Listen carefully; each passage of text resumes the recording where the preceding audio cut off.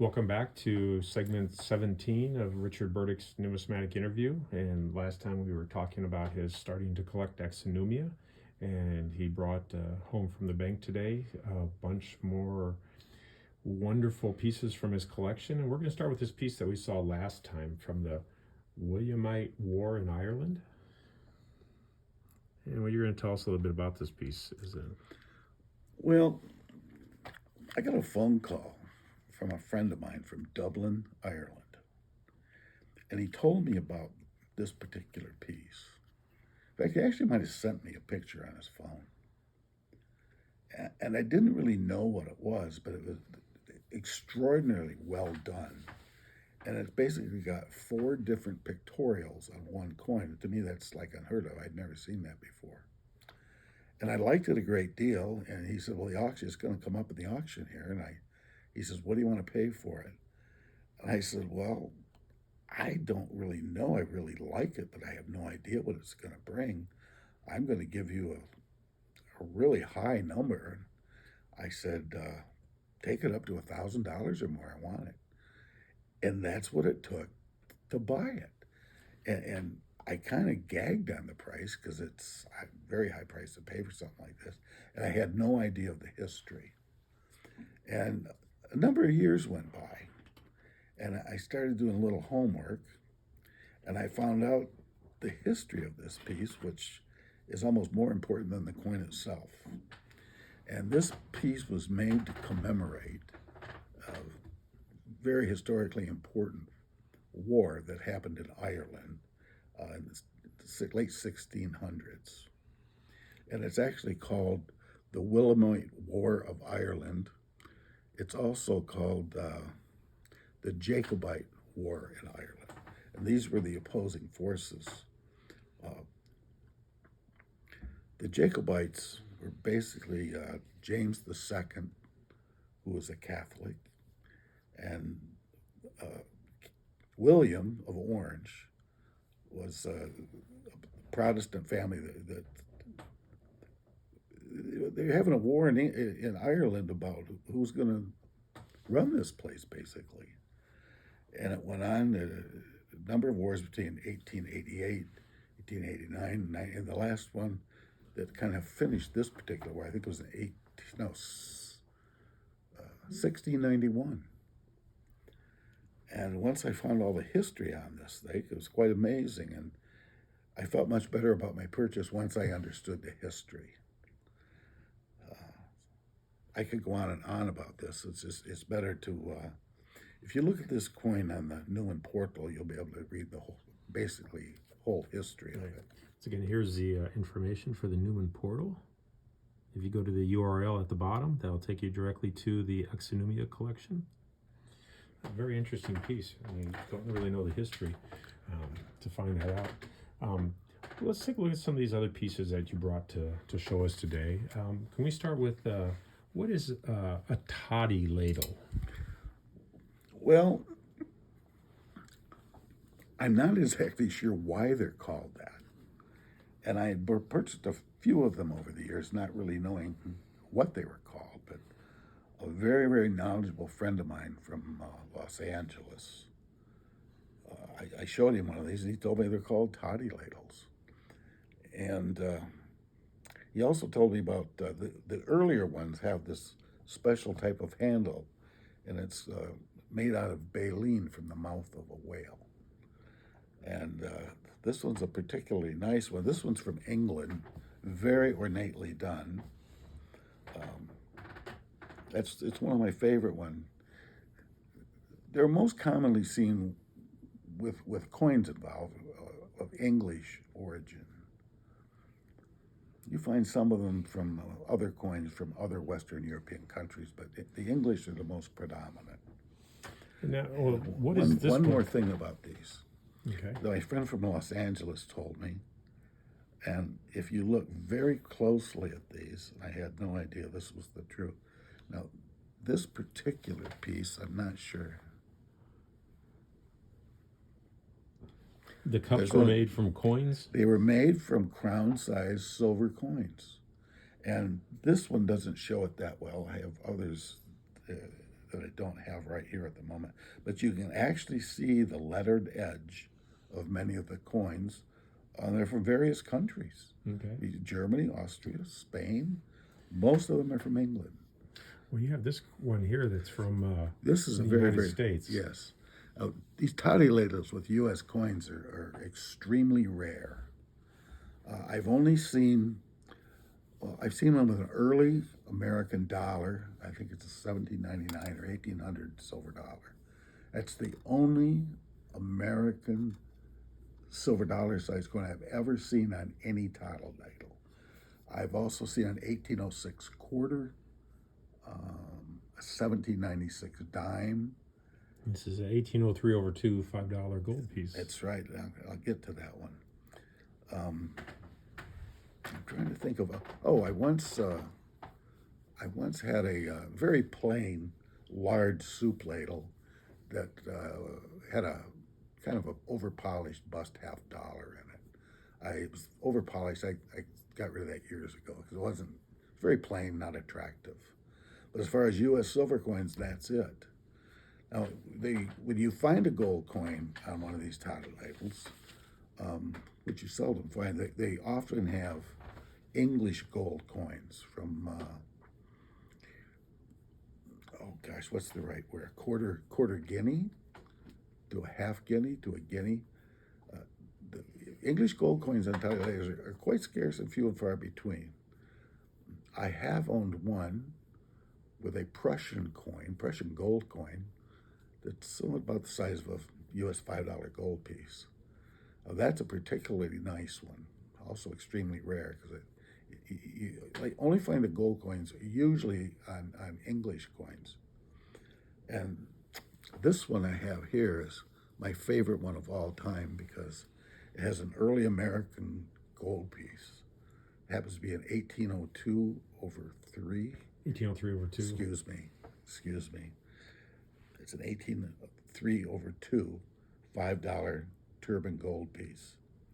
This is the only piece I've ever seen with an American gold coin. It's very highly coveted.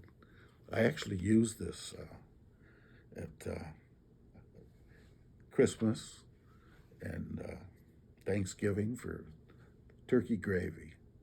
I get it out of the vault, bring it home, I wash it up, and we actually use it very carefully. At the end of the day, I wash it very carefully and take it back to the bank vault. Wow. Very interesting, very interesting. Let's take a look at some other pieces that you brought to show us. These were made for very wealthy aristocrats, and they're made to be used. And people cringe when I tell them that story, but I feel it's the holiday. Why not use it? Just be careful and clean it up and put it back away. Where did you find that one at? I found this at the Santa Ana, California A&A back, I don't know how many years ago was that? 7, 8, 9 years ago, I'm guessing. The guy wanted a tremendous price for it. And I wasn't going to pay that price. It kind of gagged me, the price. But then we found out that we had a common interest in collecting Hawaiian enameled coin spoons. And I happened to I had an incredible exhibit of Hawaiian numismatic Exonumia items with me. And I also took my duplicate Hawaiian enamel coin spoons. And at the end of the day, him and I sat down and I traded him a bunch of those to pay for this one piece. And that's how I got it. Can you say what you paid for it? Approximately? It was close to 5 figures. Wow. But in the trade, it worked out much more advantageous for me because I had acquired many of that stuff 20, 25 years ago. And the value has actually changed on it. So I got it for much less. I wouldn't have paid that price, but by doing it in a trade, it equalized out much more to my advantage. Let's put it that way. Okay. Well, we got a nice little tray here of several things. I'm going to tilt the camera up just to show everybody what you brought home today for us to take a look at. And we're going to go over these pieces one at a time. All of them are great treasures. All right, let's go ahead and should we start with the gold piece? Yes, this is one of my earliest acquisitions, actually. I think I bought that somewhere around 1990. I'm getting mixed up in the centuries here.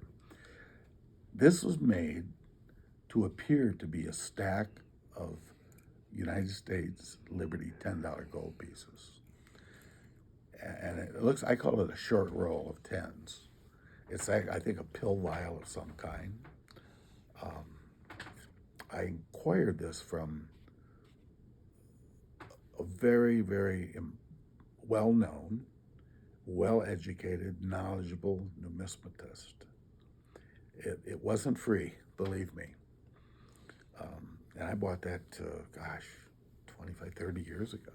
Well, it has two $10 gold pieces made into it, so it obviously... Well, gold's much cheaper when I bought it, but I still paid a tremendous price for it, way, way over the spot price of gold. Mm-hmm. But this allegedly came out of a very wealthy attorney from San Francisco. He had an estate auction after he died, and this was one of the few numismatic items. The guy collected basically antiques, I guess, but this was just one little thing that was in his collection. And I think the guy I got it from actually acquired it from that estate, if I remember correctly. Okay. Here's another pill box. This one looks to be a Brazilian coin.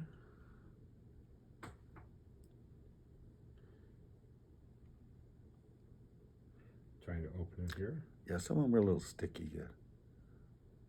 You can usually see the hinge on one side. Oh, this one doesn't have a hinge. Okay, it pops up. So it just pops open here.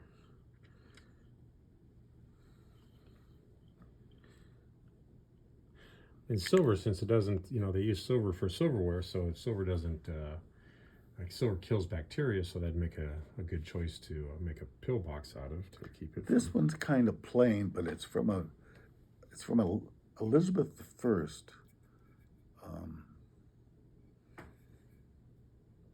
It's a hammered coin. Is that a shilling? It could be. I think it's bigger than maybe a shilling. A crown. No, it's too small to be a crown. So it's a denomination. I should know this, man. I can't think of it right now. Could be 2 shillings or a florin.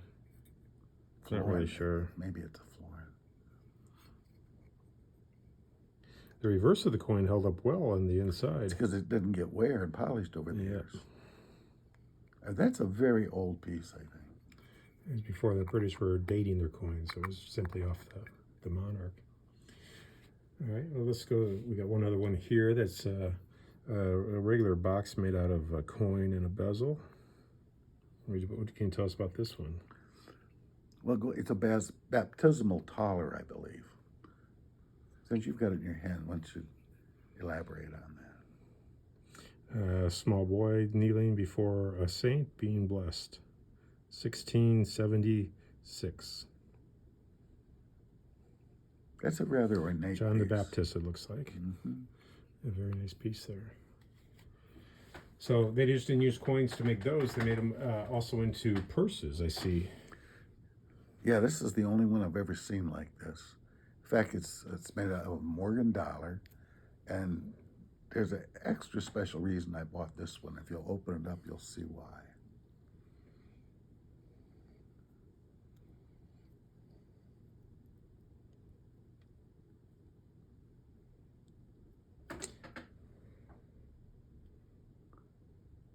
Oh, very nice. On the inside? It's a love token. Oh, very nice.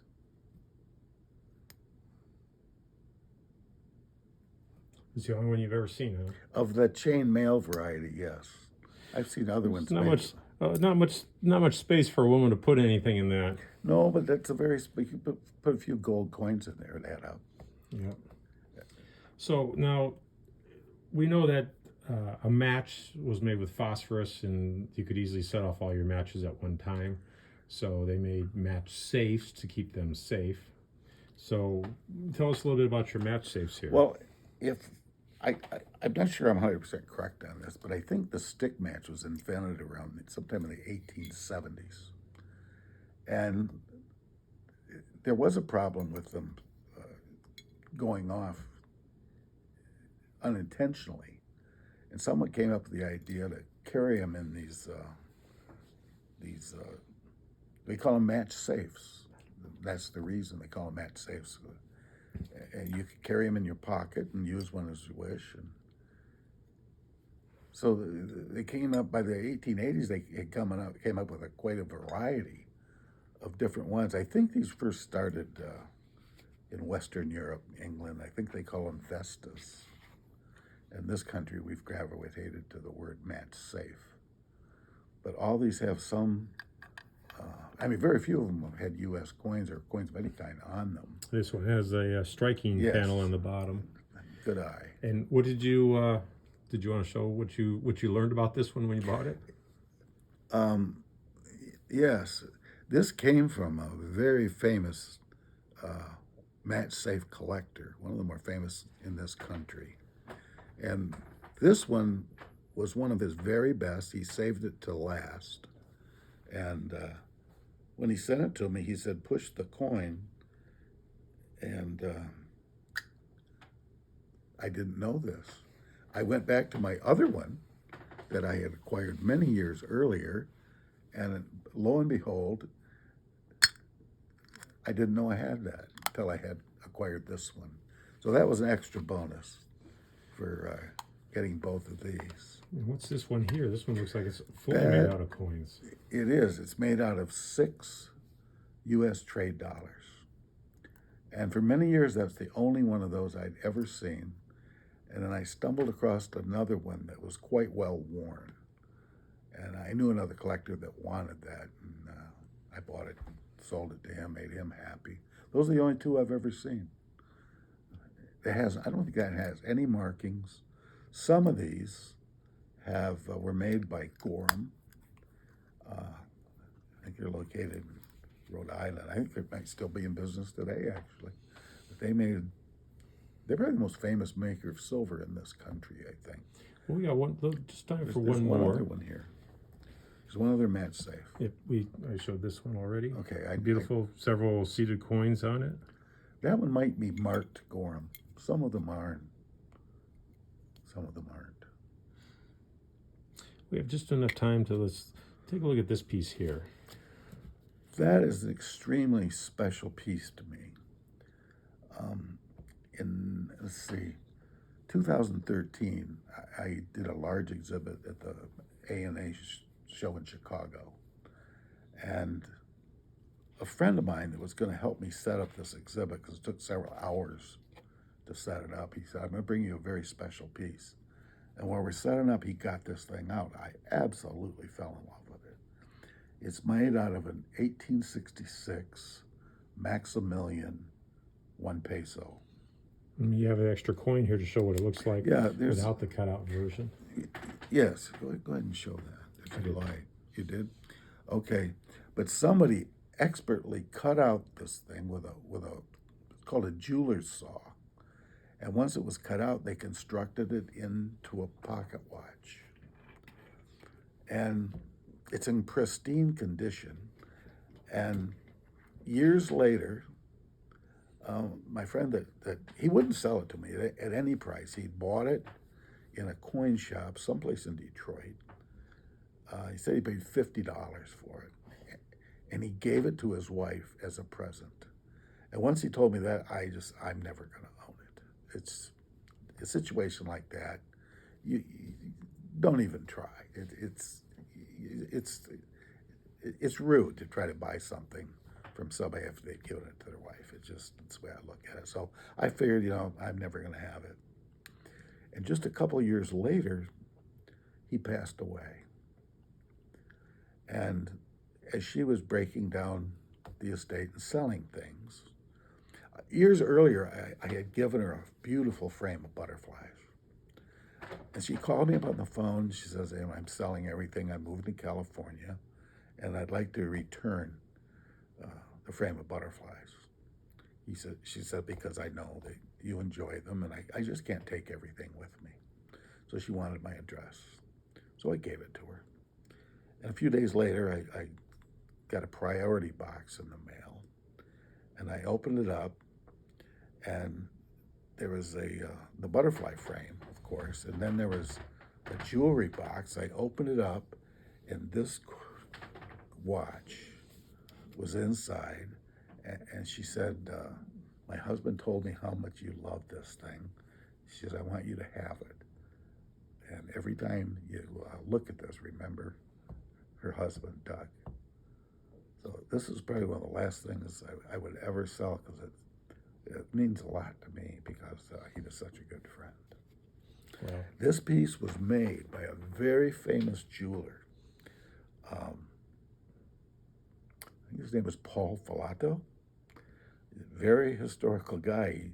He during the 1920s, 30s, 40s, he was called the kind of the jewelry czar to the stars in New York, Hollywood, and he made some just exquisite pieces of jewelry. But he's known. They've sold gold pieces.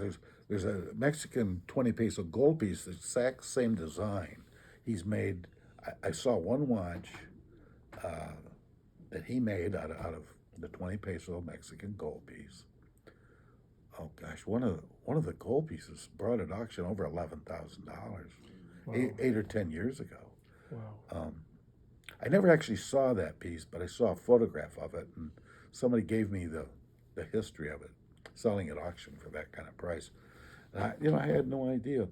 And this one's photographed. It's on the Newman portal, and once in a while, somebody will call Leonard Augsburger, who's the director of that organization, and several people have called wanting to know information about that particular piece, and he gave me their phone number. I call him, talk to him about it, and I've told you almost everything I know about it, but it's a very, very interesting piece.